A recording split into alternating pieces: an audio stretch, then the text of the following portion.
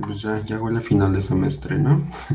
Ya nada más, yo creo que nada más vamos a ver dos temas más y el jueves hacemos el cierre de los temas del curso. Pero ahí les aviso. Bueno, entonces nos quedamos la semana pasada viendo algunas tácticas, perdón, más detalladas de las que ya habíamos estado trabajando, porque pues eran bastante básicas, ¿no? Y a veces cuando estamos haciendo demostraciones, pues aunque las tácticas que ya habíamos visto nos ayudaban o nos eran de alguna forma suficientes, pues también pues contar con una variedad más amplia de tácticas, pues nos va a ayudar a resolver más problemas un poquito más fácil, ¿no? Justo porque es una versión como reducida de la combinación de otras tácticas que ya habíamos visto. Entonces nos quedamos la vez pasada viendo las tácticas injection y discriminate. Bueno, realmente solo vimos injection. Entonces voy a repasar brevemente de qué iba injection. Eso lo voy a ver un poquito rápido porque ya lo habíamos visto. Pero nada más como para retomar en dónde nos quedamos y pues continuamos viendo otras tácticas. Entonces, estas dos tácticas dependen mucho de los constructores que tenemos en un tipo de dato definido. Nos van a ayudar de alguna manera a eh, suponer o más bien a utilizar dos hechos que conocemos sobre las definiciones inductivas, ¿no? Ya habíamos visto el ejemplo con el tipo de datos de los naturales, ¿no? Que decíamos, pues el tipo de dato NAT es una definición inductiva, ¿no? Que tiene dos constructores. Tiene un constructor para representar al cero y tiene otro constructor para representar al sucesor de cualquier número natural y pues estos dos constructores son suficientes, ¿no? Entonces, decíamos que hay dos propiedades que cumplen este tipo de definiciones. Por ejemplo, para el tipo NAT, decimos que el constructor S es inyectivo, ¿no? Esto quiere decir que si yo le paso, o sea, siempre que yo le paso un natural, pues su solución o el natural que me va a construir va a ser distinto para cada entrada, ¿no? Por ejemplo, si yo aquí le paso el 0, pues me genera el 1, si le paso el 1, me genera el 2.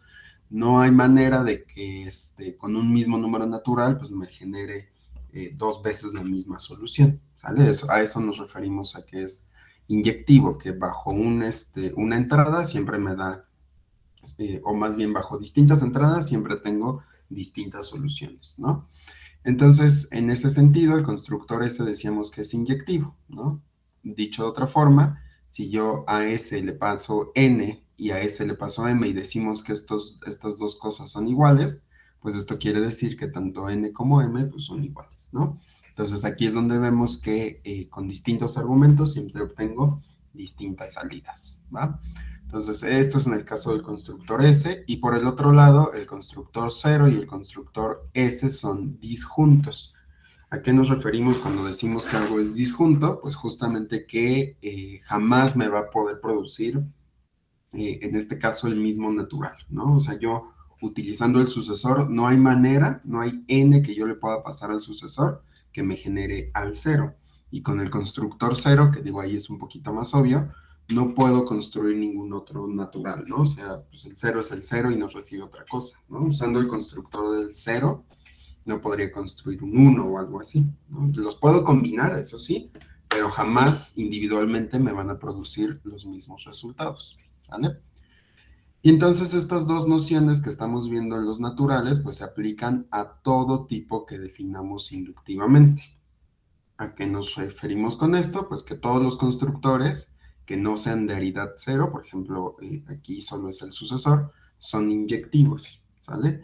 Y los valores generados por sus distintos constructores siempre son distintos, ¿no? Entonces, si lo ejemplificamos con otro tipo de dato, por ejemplo, en las listas que tenemos a empty y tenemos a cons, ¿no? Entonces, empty es de aridad cero, entonces no podemos decir que es inyectiva.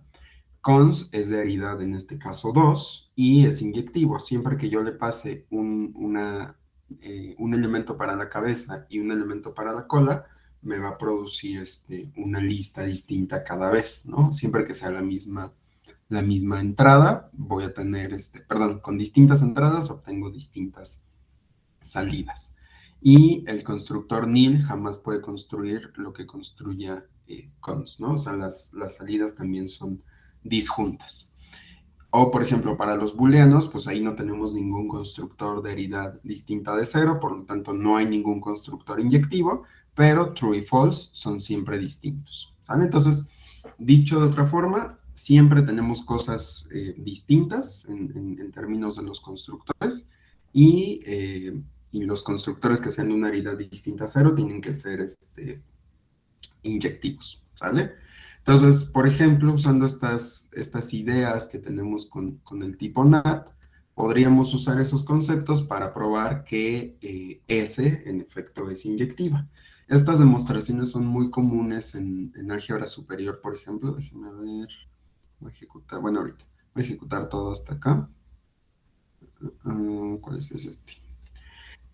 Normalmente cuando estamos en álgebra superior, que es justo donde se ve el tema de funciones ¿cómo se llaman? Y relaciones, ahí son así ejercicios típicos de demuestra que esta función es inyectiva, ¿no? Entonces lo que queremos hacer ahorita es demostrar que nuestra función sucesor en efecto es inyectiva. Entonces si yo quiero mostrar que la función sucesor es inyectiva, ¿qué es lo que tengo que hacer?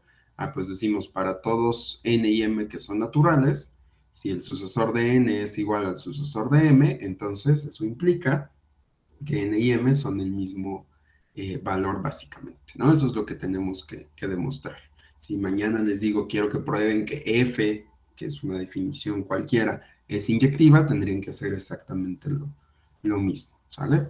Entonces, como siempre, empezamos nuestra demostración haciendo uso de la táctica intros, ¿no? Para que nos meta en el contexto estas suposiciones que tenemos sobre el teorema, que son pues justamente que n y m son naturales, y por el otro lado que E sucesor de n es igual a sucesor de m. Acuérdense que en los teoremas, si tenemos una implicación, todo lo que está antes de la implicación es básicamente una hipótesis, por eso entra en el contexto, y todo lo que está a la derecha de la flecha, pues es justamente mi conclusión. En este caso es lo que quiero demostrar, ¿sale? Entonces, si lo estuviera haciendo en papel, tendríamos que decir, supongamos que n y m son naturales y que el sucesor de n es igual al sucesor de m, ¿no? Entonces, partiendo de estas hipótesis, yo quiero llegar a que n es igual a m, ¿no? Así como están, pues realmente no podría resolverlo, ¿no? No tengo ninguna hipótesis que pueda aplicar aquí, ni nada aparentemente. Entonces, el truco que aplicamos la vez pasada fue utilizar otro resultado, ¿no? En este caso, decíamos, pues podemos utilizar la noción de que n es igual al predecesor del sucesor de n, ¿no?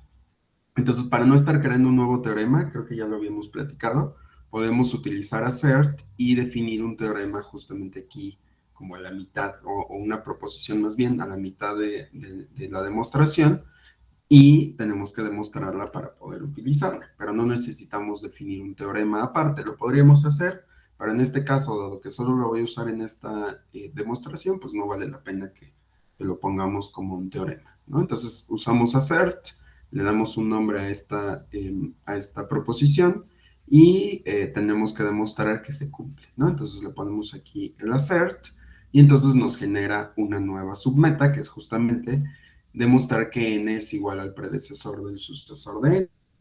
Si se dan cuenta, pues esto no es otra cosa más que aplicar el predecesor con el sucesor, y con eso se demuestra muy sencillo, es decir, usamos razonamiento ecuacional muy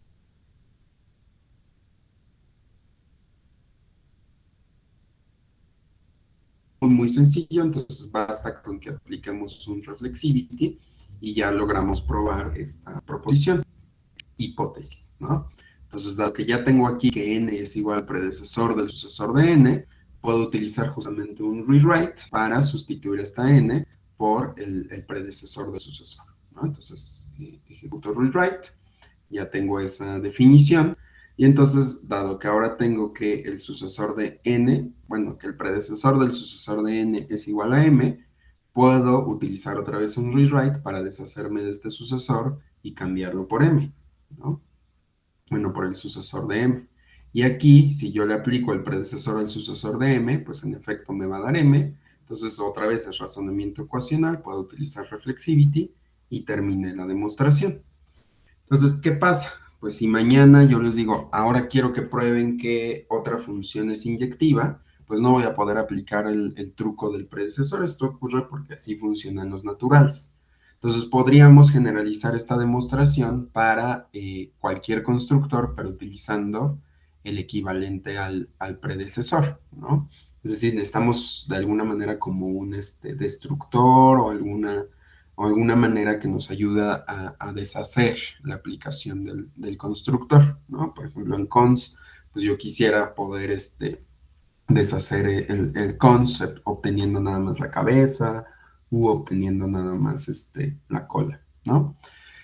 Y entonces esta noción de deshacer la aplicación de un constructor ya está, ya la habían meditado en Coq, ¿no? Entonces tenemos justamente una táctica que se llama injection y nos ayuda justamente a utilizar esta idea de buscar la función que deshaga las aplicaciones, ¿no?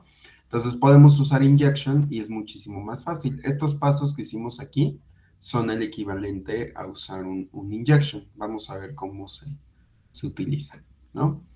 Entonces tengo exactamente el mismo teorema, no tiene nada distinto, y entonces lo que quiero hacer ahora, pues es demostrarlo utilizando injection, ¿no? Entonces hacemos intros, ¿no? Lo mismo que teníamos, y entonces ahora le vamos a hacer injection. Aquí tenemos que indicar a quién le queremos aplicar el injection.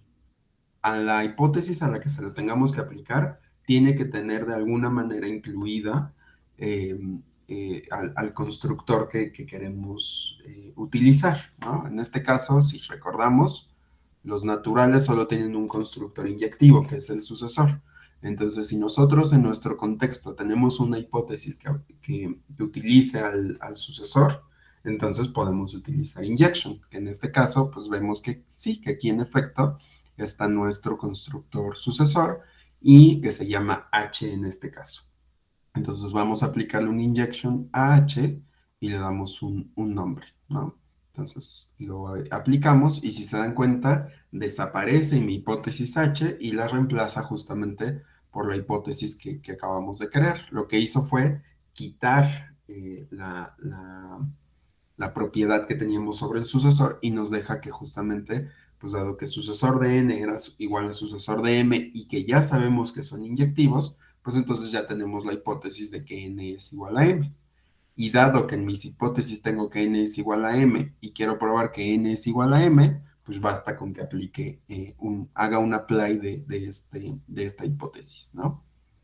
Y listo, ya quedó la demostración. En realidad lo que hice fue exactamente lo que teníamos acá, solo que omitiéndolo, digamos, visualmente, ¿sale? Y entonces hasta aquí nos quedamos la vez pasada, estábamos viendo ese ejemplo de injection, pero pues todavía nos faltaba ver la otra táctica, la de discriminate, que es más o menos parecida a lo que estamos haciendo, pero como en otro orden, ¿no? Justo con los constructores disjuntos. Entonces, bueno, vamos a hacer otro ejemplo utilizando injection para que quede un poquito más claro. En este ejemplo, lo que vamos a hacer es probar una propiedad sobre listas, ¿no? Entonces, vamos a suponer que tenemos n, m y o, que son naturales. Entonces, yo tengo como hipótesis que tengo dos listas de dos elementos. Tengo la lista que contiene a n y la lista que contiene M. Y por el otro lado tengo la lista que contiene a O como primer elemento y como segundo elemento tiene a O. Partiendo de esta hipótesis, yo quiero llegar a que N es igual a M, ¿no? Por ahí pues como que suena un poquito extraño, pero bueno, vamos a ver qué cosas nos va dando la demostración. Entonces, primero que nada, hacemos nuestro intros como siempre. Tenemos a N, a M y a O como naturales y tenemos esta hipótesis de que la lista que tiene dos elementos N y M es igual a la lista que tiene dos elementos O y O, ¿no? Entonces, si se dan cuenta, o sea, la intuición yo creo que sí es bastante evidente, ¿no? Si yo sé que estas dos cosas son iguales, pues es porque la entrada N es igual a la entrada O y la entrada M también es igual a O. Dicho de otra forma, tanto N como M son iguales a O. Entonces, si son los dos iguales a O, pues es porque son exactamente la misma cosa.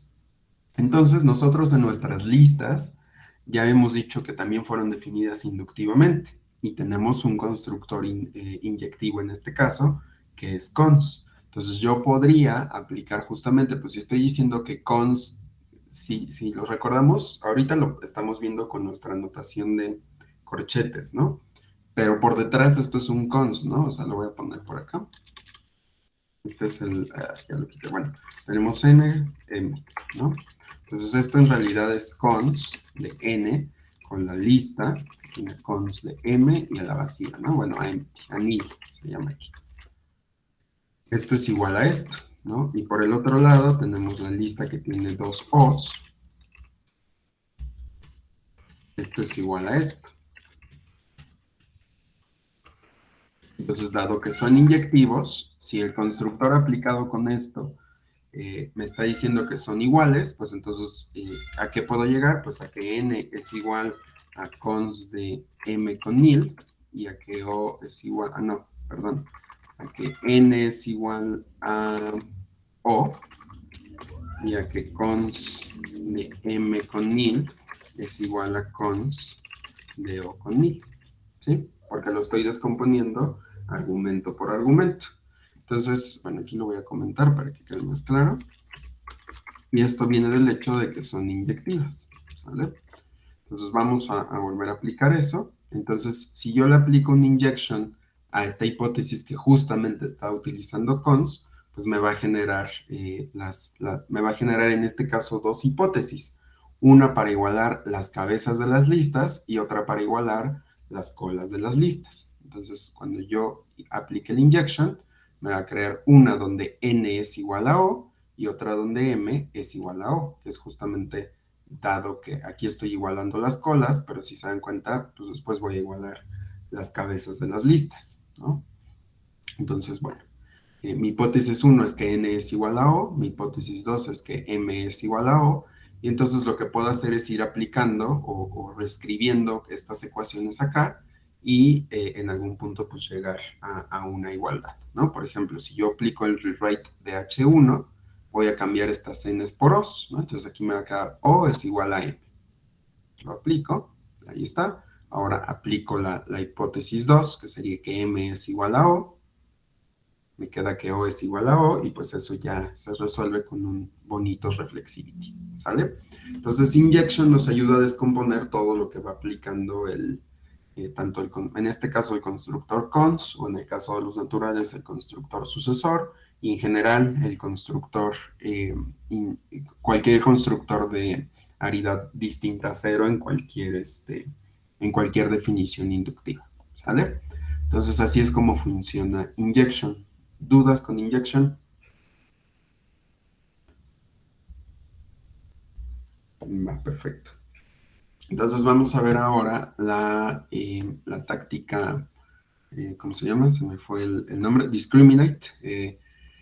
Justamente, ok, ahorita ya hablamos de que las definiciones inductivas tienen dos propiedades, ¿no? La de la inyección, perdón, sí, la inyección que acabamos de ver de algunos constructores y la de que los constructores son disjuntos. Entonces, vamos a ver ahora alguna propiedad sobre esto. Entonces, la táctica, en este caso, nos permite, aquí me faltó el nombre, la táctica discriminate, déjenme bajo al gatito. La táctica discriminate nos permite usar la noción de que nuestros constructores son disjuntos, ¿no? En este caso sigue el siguiente principio, ¿no? Dice, si se usa en una hipótesis donde hay una igualdad involucrada entre constructores distintos, resuelve la meta actual de manera inmediata. ¿A qué me refiero con esto? Tenemos, por ejemplo, una igualdad donde hay un sucesor y está involucrado también el cero. Dado que nosotros ya sabemos que los constructores son disjuntos, esa igualdad no tendría sentido. Entonces lo puedo ir descartando, ¿sale? Y de la misma forma, si tengo otro tipo y tenemos constructores distintos que se están relacionando, pues también podemos ir aplicando esta propiedad. Este principio es conocido como el principio de explosión, ¿va? Entonces, por ejemplo, vamos a suponer que yo tengo este teorema que me dice, mira, si tú supones que false es igual a true, cosa que sabemos que pues no, entonces n y m son iguales, ¿no? Entonces aquí vemos luego que este teorema pues como que no tiene mucho sentido, pero pues si se dan cuenta en esta implicación, el antecedente es pues falso, y aquí el consecuente pues tendría que ser verdadero o algo así, ¿no? Entonces vamos a hacer la demostración para que quede más claro. Entonces hacemos nuestro intros, yo quiero llegar a que n es igual a m, pero pues aquí pues no tengo ninguna propiedad que me involucre a los dos, a n y a m, pero aquí tengo una hipótesis que involucra a dos constructores del tipo bool, ¿no? False y true. Y en esta noción que tenemos aquí, decimos que son disjuntos. Entonces, dado que son disjuntos, eso jamás va a tener sentido. Entonces, si yo le aplico un discriminate a esta propiedad, pues tal cual la descarta y termina la demostración en este caso, ¿no? Es una suposición un poco sin chiste, ¿no? Y pues por lo tanto, pues esto se cumple, ¿no? O sea, si yo supongo algo que es falso, pues puedo decir cualquier cosa realmente, ¿no? Por el otro lado, vamos a hacer otro ejemplo, tenemos que el sucesor de n es igual a 0. Nuevamente estoy suponiendo algo que pues, no tiene sentido, y pues ahí puedo concluir básicamente cualquier cosa, ¿no? Entonces, si hago la misma demostración, hago mi intros, tengo aquí otra vez que el sucesor de n es igual a 0, esto pues ya me da lo mismo, ¿no? Porque son disjuntos, entonces si yo lo aplico, otra vez se resuelven inmediatamente las metas y pues puedo concluir lo que sea siempre, ¿sale? Pero pues aquí como que se ve medio, como medio sin chiste la demostración, porque pues no estoy concluyendo nada relevante, ¿no? Vamos a hacer otra un poquito más detallada. Bueno, primero vamos a necesitar ahorita en los ejemplos de acá abajo a nuestra función de igualdad. ¿Se acuerdan que ya habíamos hecho la igualdad de dos números naturales? Entonces nada más la voy a cargar para que la tengamos y la estemos utilizando más adelante. Esto ya lo habíamos visto, ¿no? Es una función que me dice si n y m son iguales. Entonces aquí tenemos el match de los naturales y después definimos una notación para ya no estar escribiendo todo esto, simplemente usamos este operador, ¿va? Ahorita las vamos a utilizar en los siguientes ejemplos. Entonces, bueno, ya vimos entonces que hay dos tácticas muy importantes. De hecho, esas tácticas ayudan mucho a simplificar varias cosas. Entonces, de hecho, creo que en el proyecto sí se utiliza injection, sobre todo, pero no estoy muy seguro de en qué parte, pero sí vi varios injection por ahí, ¿va? Entonces ahí echen un ojo y si se atoran con algo nos avisan. ¿Qué más? Bueno, otro tipo de tácticas, que es donde vamos a usar ahorita estas funciones, son justamente las tácticas sobre las hipótesis. Si se dan cuenta ahorita, todas las tácticas que hemos estado haciendo, las estamos utilizando para que nos modifiquen de alguna manera la meta o para que en un futuro las usemos sobre la meta. Pero a veces pasa que yo, dentro de mis hipótesis que tengo en el contexto, pues me gustaría también jugar con esas hipótesis para irlas simplificando o ir aplicando algún otro teorema sobre ellas y que nos ayuden a resolver directamente también la meta, ¿no? Entonces también existen tácticas que operan sobre los enunciados que están en el contexto y nos van a ayudar mucho a ir reduciendo también nuestras demostraciones. De hecho, si ustedes repiten algunas demostraciones que vimos en temas anteriores, si van utilizando todas estas tácticas, se van reduciendo, ya no tienen que estar poniendo tantas tácticas, ¿no? Entonces ahí es como un ejercicio de tarea moral. Repitan algunas de las demostraciones que vimos al inicio y van a ver que muy probablemente ya no necesiten tantas tácticas, ¿no? Pero bueno, ahí les dejo la invitación abierta, ¿va? Entonces, un ejemplo de estas tácticas que operan sobre el contexto en vez de sobre la meta es la táctica simple, ¿no? Que justamente nos va a ayudar a simplificar elementos en el contexto y que aparte necesita de una cláusula in, ¿no? Para decirle cuál de todas las hipótesis que tenemos en el contexto es la que queremos aplicar. Y básicamente lo que nos ayuda a hacer es a simplificar elementos que tenemos definidos en el contexto, ¿no? Entonces, por ejemplo, vamos a hacer este tipo de análisis sobre este teorema.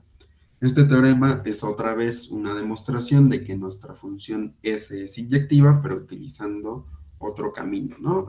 Creo que esto es algo que es muy común en ciencias, de ir viendo distintas demostraciones sobre un mismo teorema.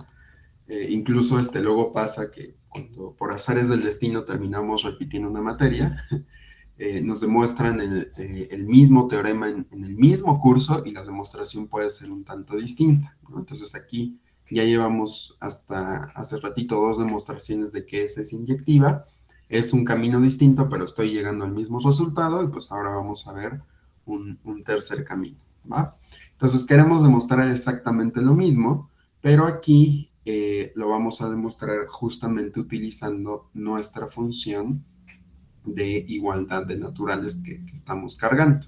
Entonces aquí el teorema está descrito un poquito distinto para que podamos usar justamente esa definición y que nos ayude en la demostración. Entonces, ¿qué me está diciendo? Para todo número natural n y m y para todo booleano, se tiene que cumplir lo siguiente. Tenemos que, si el sucesor de n es igual al sucesor de m, aquí no estoy hablando de igualdad directa, ¿no? Acuérdense que si yo hablo de igualdad, estoy utilizando el operador de igual, tal cual, ¿no?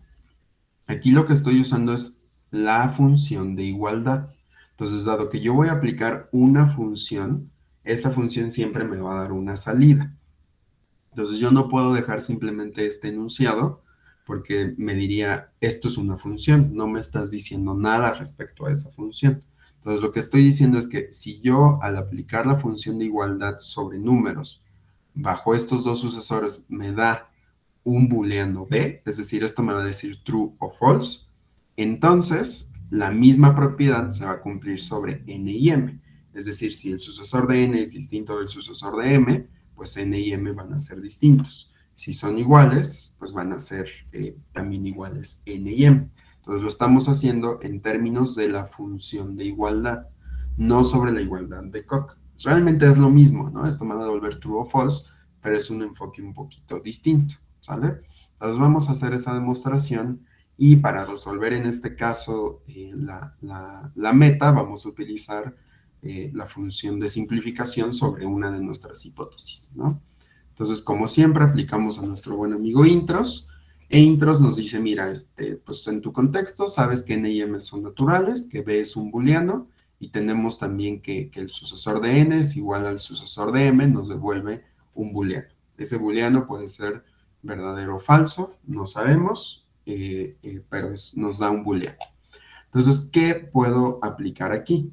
Pues podríamos aplicar justamente aquí, pues no hay nada que resolver, ¿no? En estos dos contextos. Lo único que sabemos es que tienen un tipo y ya.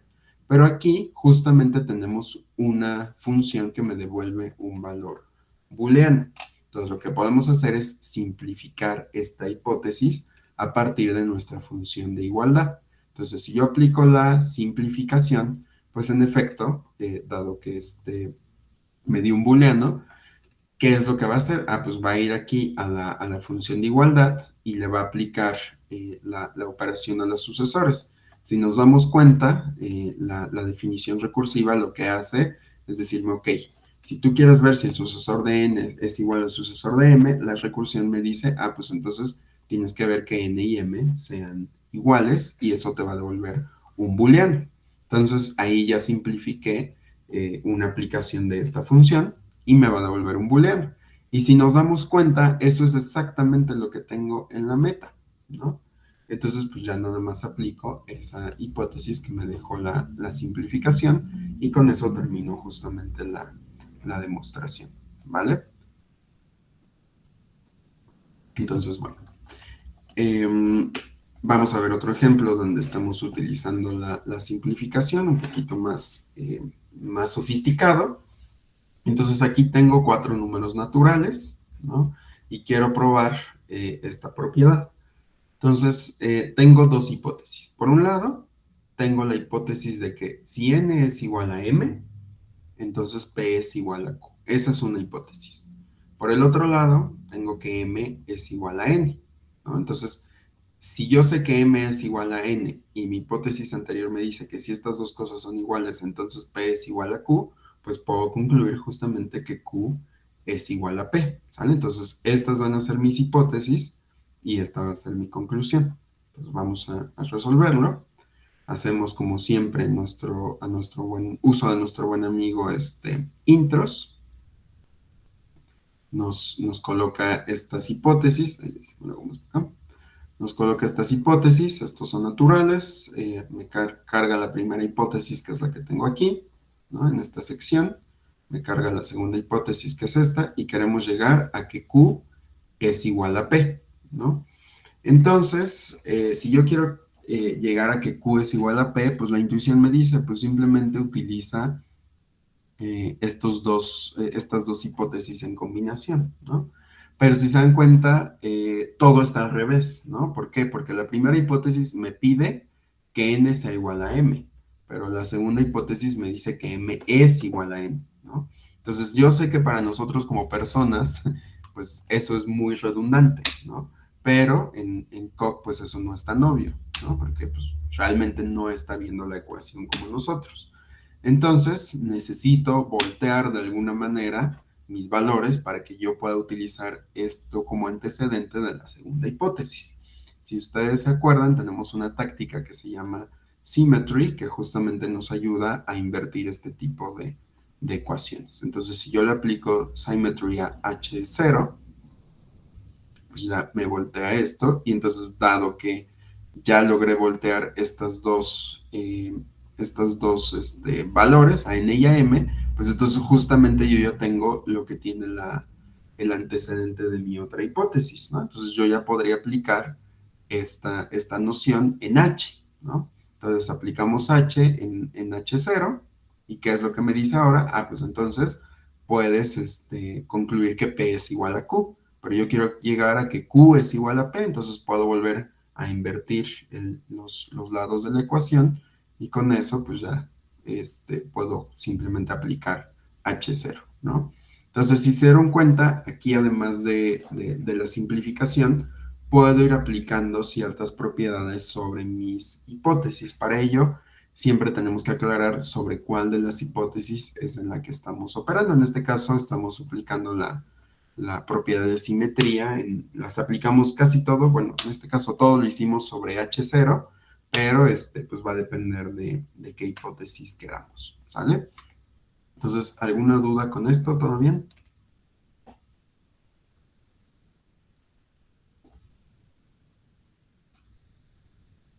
¿Sale?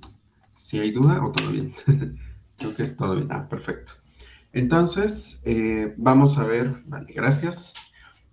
Vamos a ver otros casos donde necesitamos otras tácticas y otro tipo de razonamiento. Entonces, muy probablemente cuando estén haciendo demostraciones por inducción, es muy común que digan, tenemos que cambiar el caso base, o necesitamos hacer inducción sobre más de un elemento, ¿no? Siempre con la inducción a veces vamos haciendo pequeñas variaciones que se adapten a la demostración que estamos haciendo, y una de esas es justamente ir variando nuestra hipótesis de inducción, ¿no? La hipótesis de inducción creo que es como muy elemental poder manipularla porque pues es la que nos ayuda a terminar casi siempre las demostraciones, ¿no? A veces nos atoramos con algebrita, pero ya que logramos llegar a una forma que se parezca a nuestra hipótesis de inducción, pues ya pues podemos seguir avanzando.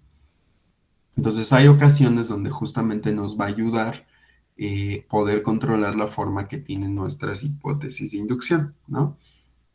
Y en particular, un caso donde nos puede ayudar o donde es necesario esto, es el caso donde tenemos que tener cuidado sobre las suposiciones que hacemos con intros, ¿no?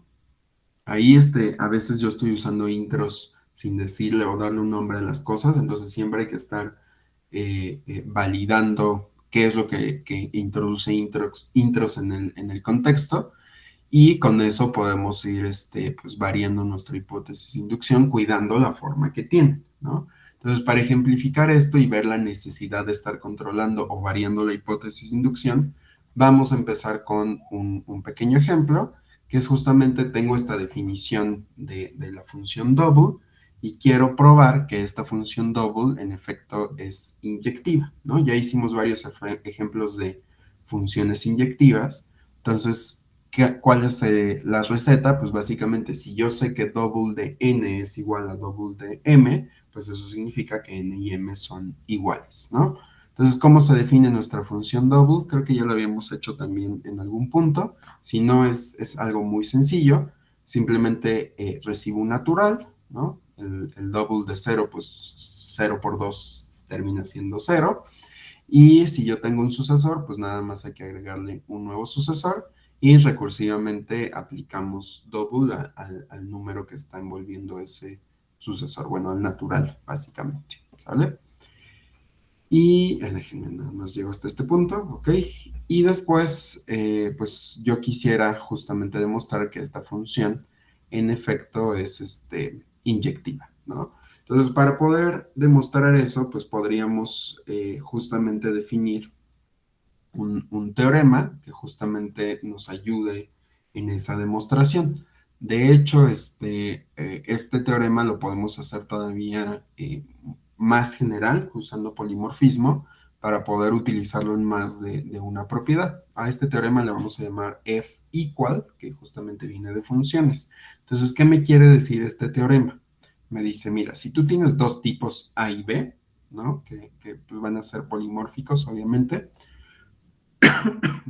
y tienes una función f que va justamente de A y B, y tienes dos elementos que son justamente de tipo A, ¿no? Es decir, X y Y toman un valor de A.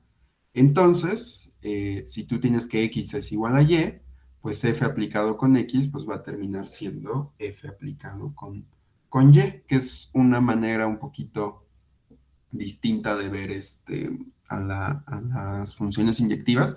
Y de hecho esto también lo habíamos visto en la semántica denotativa. ¿Cómo se llamaba esta definición? Era justo la noción de las funciones monótonas. Y pues justo, si tienes que x es igual a y, al aplicarle la función, pues te tiene que dar exactamente el mismo resultado. Entonces, ¿cómo le hago para probar esta propiedad? Pues entonces volvemos a hacer a nuestro buen amigo intros, ¿no? Sabemos que A es un tipo, sabemos que B es un tipo, que F va de A a B, que X y Y son de tipo A, y mi hipótesis es que X es igual a Y. Entonces quiero llegar a que F de X es igual a F de Y. Entonces, ¿qué es lo que puedo hacer? Pues podría reescribir justamente mi hipótesis, ¿no? Para que pueda manipularlo, ¿no? O sea, yo ya sé que X es igual a Y, entonces puedo reemplazar esta X por esta Y, o también lo pudimos hacer al revés, ¿no? Reemplazar la Y por X, daba lo mismo en ese caso. Pues aquí ya tengo que F de Y es igual a F de Y, no hay mucho que hacer, y concluyo con un bonito reflexivity, ¿no? Entonces, usando este resultado, pues vamos a demostrar justamente que double es inyectiva. Entonces, como les dije, lo que quiero probar es que el double de m, bueno, si suponemos que el double de m es igual al double de n, es porque n y m son el mismo número, ¿no? Entonces aquí, pues pareciera que la receta es la misma que hemos estado siguiendo anteriormente. Podríamos usar por ahí al predecesor, o podríamos usar injection, o algo por el estilo. Sin embargo, si se dan cuenta, pues queremos que esto se cumpla para todo número natural. Entonces, no podemos hacerlo tan directo como lo hacíamos con S, porque aparte S era un constructor, no era una función, ¿no? No era una definición. Entonces, pues si lo quiero probar para todo número natural, pues aquí es justamente donde suena ya que necesitamos una inducción, ¿no? Entonces vamos a hacerle un intros para ver qué es lo que nos añade al contexto. Pues sabemos, digo, es muy claro lo que nos iba a añadir, pues que n y m son naturales, y pues nos agrega el antecedente de la implicación, ¿no? Que double de m es igual a double de n. Entonces hacemos una inducción. Acuérdense que para hacer inducción usamos la táctica induction, y le tenemos que dar un nombre a las variables que vamos a utilizar en nuestra hipótesis de inducción y en pues bueno, sí, las variables que vamos a usar justamente sobre la hipótesis de inducción. Entonces aquí la inducción la vamos a hacer justamente sobre n para ver cómo nos queda, ¿no? Entonces hacemos inducción sobre n y nos genera dos submetas. Una donde tenemos que probar la propiedad para el 0, que es justamente pues, probar que 0 es igual a m, y donde tenemos que probar la propiedad para pues, el paso inductivo, ¿no? Que el sucesor de n', donde n' cumple la propiedad, pues es igual a m, ¿no? Entonces, dado que estamos haciendo o tenemos dos submetas, pues tenemos que hacer el análisis caso por caso, para eso usamos los bullets. Entonces, primero probamos la propiedad para n igual a 0. Entonces, ¿qué es lo que sabemos? Pues sabemos que m es un natural, que double de m es m, no, perdón, que double de m es igual a double de 0, y con estos dos valores, pues quiero probar que 0 es igual a m, ¿no? Entonces yo no puedo afirmar absolutamente nada en esta ecuación. Me dirían, pues aquí es obvio que pues, no lo puedo hacer directamente porque yo necesito saber cuál es la forma de m. Entonces necesito hacer un análisis de casos. Si m es igual a 0 o si m es un sucesor, ¿no? Entonces hacemos el análisis de casos, para ello usamos un destructor y le ponemos un nombre a la variable que nos da el constructor, que en este caso solo es el sucesor, y nos va a dar un sucesor de m' en este caso. Entonces, ¿qué tengo que probar? Pues que 0 es igual a 0, pues ahí eso es prácticamente directo, y aquí tengo que probar que 0 es igual al sucesor de m'. Si se acuerdan, esto jamás va a pasar porque estamos igualando un constructor, el constructor 0 con un resultado del sucesor, y habíamos dicho que esos dos constructores son disjuntos. Por lo tanto, esto jamás se va a cumplir, y lo que podemos hacer es utilizar la táctica discriminate, que nos va a ayudar a cerrar esa meta básicamente, ¿no? Entonces, para la primera meta, que es cuando m vale 0, pues esto es evidente, entonces podemos usar reflexivity. Y para la segunda meta, que es que 0 sea igual al sucesor de m, podemos usar discriminate, y con eso concluimos básicamente la prueba para el caso base. Y ahora vamos a nuestro paso inductivo. Entonces suponemos que n' cumple la propiedad. ¿Qué significa que n' cumpla la propiedad? Pues que el double de m es igual al double del sucesor de n', y que aparte, en la hipótesis de inducción, pues tenemos que si double de m es igual a double de n', pues entonces n' es igual a m. Y con eso quiero llegar a que el sucesor de n' sea igual a m. Entonces podríamos hacer, aquí otra vez, necesito saber qué forma tiene la m.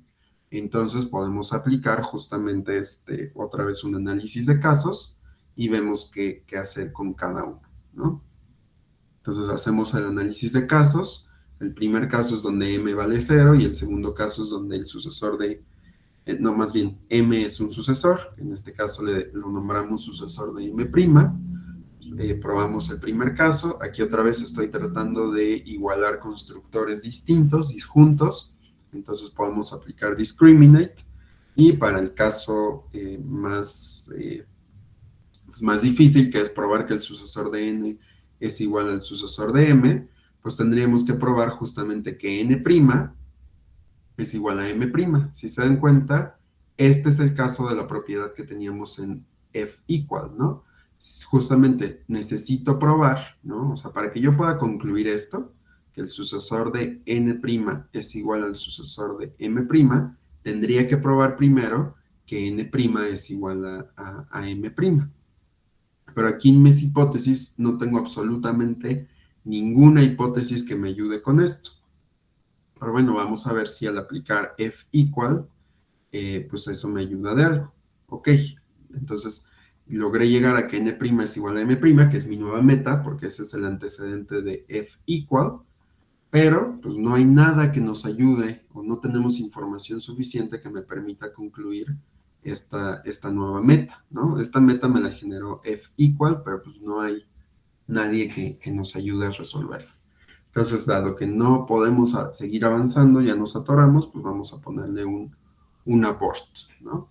Y esto ocurrió justamente porque hicimos la inducción únicamente sobre o más bien le pusimos la inducción tal cual y no le indicamos sobre qué variable queríamos hacer, ¿no? Entonces vamos a hacer la inducción ahora sobre la n directamente, pero si se dan cuenta aquí en el intros, miren, vamos a regresar algunos pasos.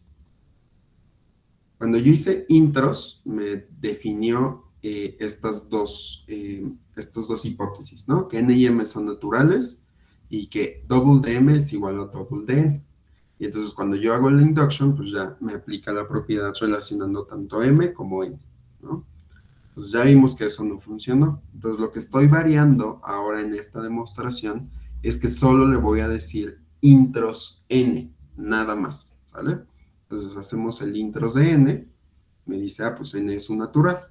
Entonces, mi meta ahora es justamente todo este enunciado. Esto ya no lo tengo como hipótesis. Estoy variando ligeramente las hipótesis que van a ir entrando a mi contexto y eso me va a ayudar a simplificar un poquito la demostración. Entonces, vuelvo a hacer inducción, esta vez solo sobre esta n, que me va a generar pues su respectiva hipótesis de inducción.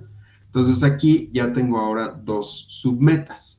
¿Cuáles son mis dos submetas? Una, que es probar la propiedad que tenemos como meta sobre el cero y probarla sobre el sucesor.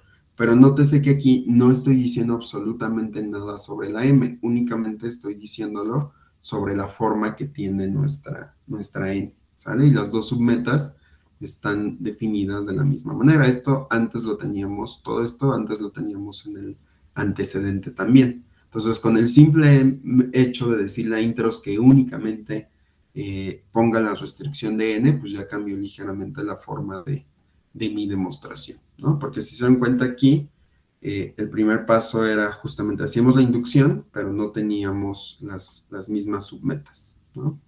Entonces, bueno, vamos a resolverlo ahora para n igual a 0. Entonces, tenemos que probar que si double de m es igual a double de 0, entonces 0 es igual a m.